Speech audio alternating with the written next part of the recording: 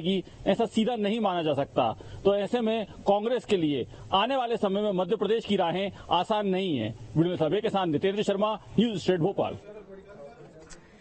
वहीं बात जबलपुर की करें तो यहां पर बेशक मेयर के पद पर कांग्रेस पार्टी की जीत हुई, लेकिन भारतीय जनता पार्टी के पार्षद ज्यादा जीत कर आए हैं। अब इससे क्या समीकरण जबलपुर में बन रहे हैं, इस रिपोर्ट में आप देखिए।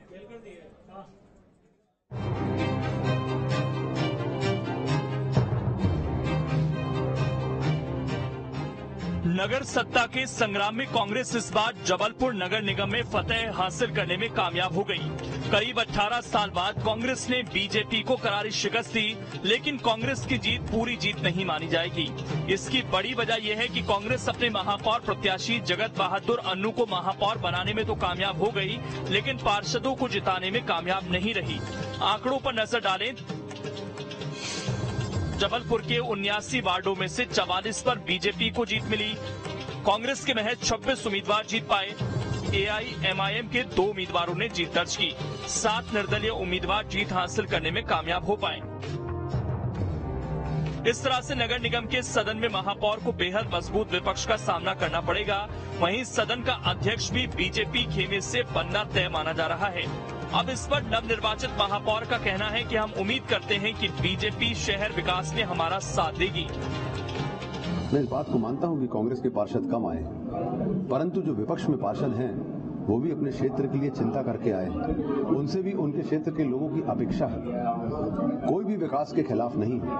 हम सबका एक ही उद्देश्य होगा, कैसे जबलपुर शहर का हम लोग नक्शा बदलें, कैसे जबलपुर शहर को हम ठीक करें, कैसे हर वार्ड को हम बेहतर करें। सब मिलकर काम करेंगे, किसी प्रकार का कोई अंतर नहीं है।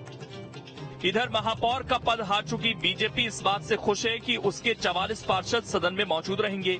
बीजेपी नेताओं का कहना है कि कांग्रेस अगर दलगत राजनीति से ऊपर उठकर काम करेगी तो निश्चित तौर पर बीजेपी साथ देगी, लेकिन अगर कांग्रेसियों ने भ्रष्टाचार किया तो विपक्ष इसका पुरजोर विरोध करेगा। बीजेपी केवल शहर विकास पर ही काम करेगी।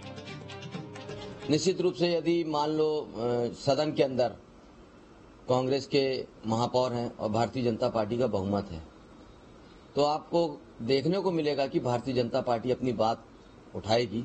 और क्योंकि सरकार भारतीय जनता पार्टी की है और भारतीय जनता पार्टी अपनी बात रखेगी। अगर यदि कांग्रेस के महापौर दलगत राजनीति से हटके काम करना चाहेंगे तो निश्चित रूप से शहर का अच्छा विकास होगा। यदि कांग्रेस ने ये मानसिकता बना ली कि हमें अपना देखना है, तो ऐसा हम होने नहीं देंगे, क्योंकि सदन के अंदर हम सिर्फ जनता की मांगों को लेके जाएंगे। जबलपुर नगर निगम में ये पहला मौका नहीं है जब सदन में कांग्रेस का महापौर और बीजेपी के ज्यादा पार्षद मौजूद हैं। इसके पहले साल 2000 में भी कांग्रेस के प्रत्याशी विश्वनाथ दुबे महापौर बने थे और बीजेपी के पार्षद कांग्रेस की अपेक्षा ज्यादा थे, लेकिन उस वक्त भी शहर का विकास हुआ था। लेकिन ये बात 20 साल पुरानी है। अब देखना होगा कि नवनिर्वाचित सदन में कांग्रेस और बीजेपी शहर के हित में कितना काम कर पाती है।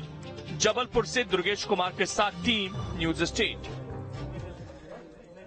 तो पहले चरण के नतीजे आ गए हैं, स्थिति साफ है, लेकिन दूसरे चरण को लेकर इंतजार अभी भी हो रहा है। और जहां ईवीएम रखी हुई है, यानी कि स्ट्रांग रूम में, वहां पर जो विवाद बन रहे हैं वो अभी भी खत्म नहीं हो रहे। ये ताजा जो विवाद आया वो भिंड का आया है। भिंड के गोहद और मालनपुर में नगर परिषद के मतदान के बाद ईवीएम स्ट्रांग रूम में रखी गई हैं, जिसकी 24 घंटे सीसीटीवी से निगरानी की जा रही है। लेकिन प्रत्याशियों को बिना बताए हार्ड डिस्क बदलने की प्रक्रिया सोशल मीडिया पर तेजी से वायरल हो गई और अफवाह फैलाई गई कि प्रशासन के दबाव में ईवीएम को बदला जा रहा है, जिसके बाद मौके पर पहुंचे प्रत्याशियों ने जमकर हंगामा किया। वहीं प्रशासन को सफाई देनी पड़ी, जिसके बाद मामला शांत हुआ। वहीं किसी भी गड़बड़ी की आशंका के चलते प्रत्याशी स्ट्रांग रूम के बाहर पहरा दे रहे हैं।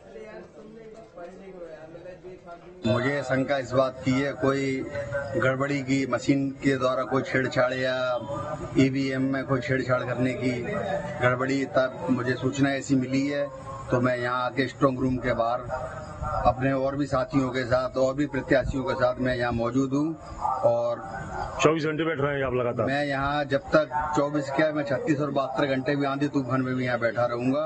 और बस ये है कि ईवीएम सुरक्षित के लिए ये जो लोग हैं सामने वाली प्रत्याशी सरकार में बैठे हुए हैं, फालतू की अफवाहें कर रहे हैं। मतलब क्या अफवाह है, किस तरह की? प्रमाण पत्र मेरा है और काफी बातें भी कर रहे हैं। तुम्हें शंका किस चीज की है? शंका इस वीडियो में ना तो छेड़छाड़ हो, ईवीएम सुरक्षित रहे हमारी, ये मेरी अपील है एसडीएम साहब से। एक 4 का गाड़ी सुरक्षित लगा हुआ है और ईवीएम बदलने की जहाँ तक बात है वो सूचनाएं गलत हैं, कहीं कोई इसमें सत्यता नहीं है। अब बात छत्तीसगढ़ की करेंगे, जहां